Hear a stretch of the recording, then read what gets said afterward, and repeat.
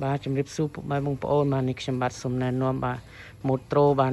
1 ទៀតហើយពុកម៉ែបងប្អូនបាទលក្ខណៈពិសេសខ្ញុំបាទជម្រាបជូនបាទគឺឈើធ្នង់មួយឈុតបាទក្បាច់ខាងលើឆ្លាក់ស្មាច់បាទឆ្លាក់ក្បាច់ស្អាតដល់ពុកម៉ែបងប្អូននេះអស់ទោះតែម្ដងបាទ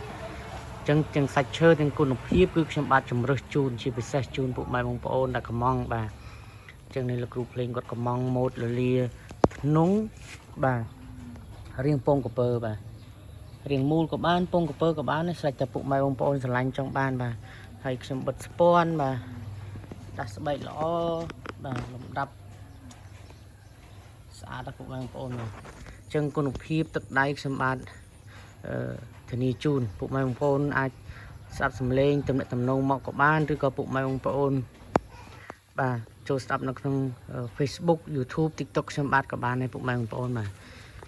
អញ្ចឹងដូចសពដងគឺពុកម៉ែបងប្អូនជាវឧបករណ៍ពីខាងខ្ញុំគឺមានការធានាច្បាស់លាស់ណាបាទសូមអរគុណ